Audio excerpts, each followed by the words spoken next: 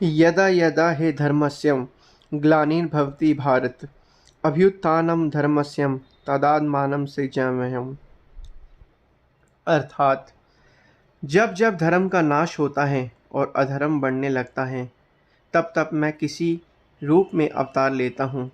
भगवान श्री कृष्ण चंद्र जी महाराज जी गीता में यह कहते हैं। यहाँ भगवान ने स्वयं स्पष्ट रूप से कहा है कि धर्म की अवनति होने से स्वयं मृत्यु लोक में आते हैं। परंतु यह धर्म है क्या? पारमार्थिक जीवन धर्म है और अपारमार्थिक जीवन जो है वो अधर्म है। परंतु यह पारमार्थिक क्या है, इसका विवेचन हम पहले ही श्रवण कर चुके हैं।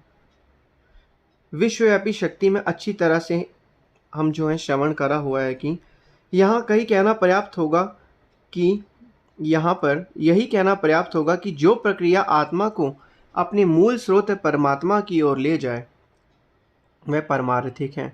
यह अंतर्मुखी प्रक्रिया जिसे सूरत शब्द योग कहा जाता है, इसमें अनहद धुन सूरत को अंदर ही अंदर ऊंचा ले जाने में जब तक वह ईश्वर के परम धाम अनामी देश में नहीं पहुंच जाती, मार्गदर्शक का कार्य करती है। इस प्रकार भगवान कृष्ण के कथन से हमें पता चलता है कि भगवान प्रत्येक युग में लुप्त हुए धर्म परमार्थ को पुनर्जीवित करने के लिए अवतार लेते हैं। हाड़ मांस के शरीर में आंतरिक कान है जो आहत नाद तथा अनाहत नाद को ग्रहण करने के लिए एक यंत्र का काम करते हैं। ध्वनि को ग्रहण करने का यंत्र ठीक रेडियो के समान है, जिसे संगीत सुनने के लिए सही स्थान पर केवल लगाना ही होता है। जिस प्रकार किसी घर में एक रेडियो है, उसे ठीक से चलाने के लिए एक व्यक्ति की आवश्यकता है। वही व्यक्ति जिसे यह पता है कि रेडियो की सुई कहाँ पर करने से कौन सी संगीत ध्वनि उत्पन्न होगी, वही उसे ठीक से चला सकता है। उसी तरह हमारे शरीर में विद्यमान ध्वनि को ग्रहण करने वाले इस कण यंत्र द्वारा मधुर संगीत सुनने के लिए गुरु की आवश्यकता है, क्योंकि केवल गुरु ही जानते हैं कि सूरत को कहाँ जोड़ देने से मधुर शाश्वत संगीत उत्पन्न होता है। भीतर की आंतरिक रचना बहुत सूक्ष्म है और एक साधारण व्यक्ति को इसका पता ही नहीं होता, इसलिए आंतरिक श्रवण शक्ति को बढ़ाने में कुछ समय लग जाता है। इस मधुर संगीत का आनंद इस विश्व में अतुलनीय है। यह श्रोता की आत्मा का जीवन बन जाता है और इसे पुनर्जीवित करता है। श्रोता स्वयं को एकदम भिन्न संसार में समझने लगता है। अब इंद्रियों के विषय उसे आकर्षित नहीं करते।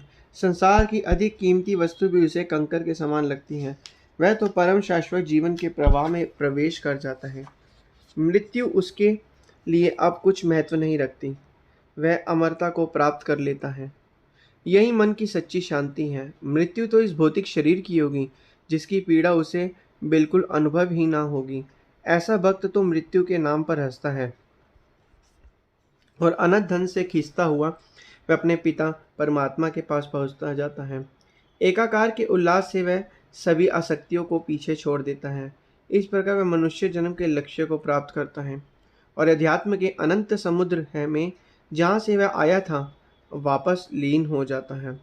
अतः जो मनुष्य मन की शांति प्राप्त करने का इच्छुक है, उसे ये तीन बातें अवश्य अपनानी चाहिए। सतगुरु, सतनाम अथवा शाश्वत संगीत और सत्संग। शांति शांति अलौकिक शांति मिलती है परम पिता से हमें। आत्मा शुद्धि हमारी हो, यही मांगते प्रभु हम तुमसे। डूबे रहे अथाह प्रेम में, दे दो ऐसा वरदान हमें। अब ये हमें कैसे होगा? हम इस संसार में भी आ गए, परमपिता परमात्मा ने हमें इस संसार में भी भेजा, तो अब हम क्या करें कि मतलब संसार में भी आ गए हैं और पता भी है कि क्या करना है, लेकिन अब इसको कैसे करें? हमें अब वक़्त के संत महापुरुषों की चरण शरण में जाकर उनसे नाम दीक्षा आराधन लेकर नाम का सुमिरन करके सूरज शब्द योग करके ही अपनी आत्मा का कल्याण करना है। और जितना जितना हम अपनी आत्मा का कल्याण करते रहेंगे, उतना जो है हमारे मन को शाश्वत आनंद, सुख, शांति और जीवन जो है हमारा सुख में व्यतीत होगा। कहते हैं धन इकट्ठा करने के आसान तरीके हैं, परंतु क्या इससे मनुष्य सचमुच धनी बन सकता है? इस संसार में धनी कौन है? क्या कंजूस और लालची मनुष्य के पास मन की शांति है? इन सब प्रश्नों का उत्तर श्री कबीर साहिब जी ने एक दोहे में फरमाया है कि कबीर सब जग निर्धना, धनवंता नहीं कोई, धनवंता सोई जानिए जाके सतनाम धन होए। परंतु संत कबीर साहिब जी का कथन है कि इस संसार में सभी निर्धन हैं, धनी कहलाने योग्य यहाँ कोई भी नहीं। धनी केवल वही है जिसके पास सतनाम रूपी धन है। फिर से फरमाया गया है, चाह गई चिंता मिटी मनुआ बेपरवाह, जाको कछु न चाहिए सो ही शहंशाह। अर्थात बादशाह वही है जो कुछ नहीं चाहता, और ऐसा व्यक्ति वही हो सकता है जिसे कुछ भी पाने की इच्छा ना हो और ना ही उसे किसी बात की चिंता हो। उसका मन सभी प्रकार की इच्छाओं और चिंताओं के भार से मुक्त होता है। इसके अनुसार सबसे निर्धन व्यक्ति वह है जो लोभ की दास्ता में जकड़ा हुआ है। जो लोभ की लास्ता में जो है जकड़ा हुआ, सबसे निर्धन व्यक्ति उसे कहा गया है। जो व्यक्ति देता बहुत है परंतु किसी से लेता कुछ नहीं, वह अपनी आत्मा का मालिक है। श्री सद्गुरुदेव सबसे बड़े दाता हैं। मोह, ये अब ध्यान से समझें मोह क्या है। अब मोह को हम थोड़ा अच्छे से समझें। इस मोह का मतलब होता है किसी भी चीज़ से जब हम अटैचमेंट हो जाती है, उससे हमारा लगाव हो जाता है। इसकी विनाशकता शक्ति भी अपने वर्ग के अन्य विकारों की भांति ही है। अपनी कार्य पद्धति में अतुलनीय है। व्यवहार में यह बहुत ही आकर्षक है, मोहक है और लुभाने वाला है। बड़ी आसानी से अपने शिकार का हृदय जीत लेता है और बच्चे की तरह यह चोरी छिपे जीव के भीतर चला जाता है और सांसारिक प्रेम की डोरियों से उसे बांध देता है। इसके तौर तरीके बड़े कपटपूर्ण हैं, परंतु इस हाड़ मास के शिर में रहते हुए कोई भी इसकी विभिन्न चालों के गुप्त मकसद को आसानी से नहीं जान पाता। किसी का घनिष्ठ एवं प्रिय मित्र अथवा संबंध बनने का ढोंग करके उसकी रूहानी चाह की जड़ों पर प्रहार करता है और उसकी सारी सुरती को पूर्ण रूप से अपनी ओर खींच लेता है, जिसे उसे परमात्मा की ओर लगाना चाहिए था। यदि कोई इसे एक बार अपने भीतर आने देता है तो वह फिर उससे छुटकारा नहीं पा सकता। फिर वह जितना अधिक इसकी गिरफ्त से बचना चाहता है उतना ही अधिक इसमें फंसता चला जाता है। प्राय अच्छी तरह सजा सवरा हुआ मधुर मधुर बातें करता हुआ सामने आता है। सुंदर और मुस्कुराते चेहरे से यह सबका स्वागत करता है और उसे अपने बंधन में अच्छी तरह जकड़ लेता है।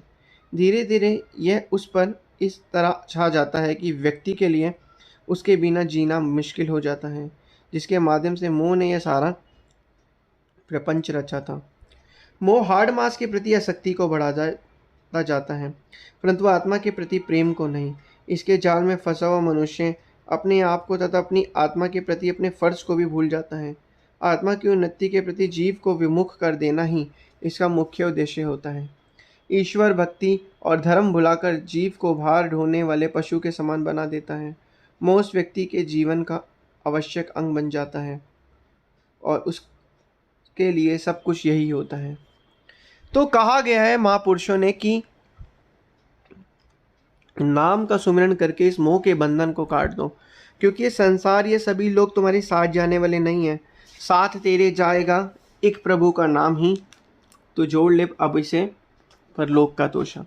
कि साथ तेरे तो सिर्फ प्रभु का नाम जाएगा, तो अभी से परलोक का तोशा जोड़ ले।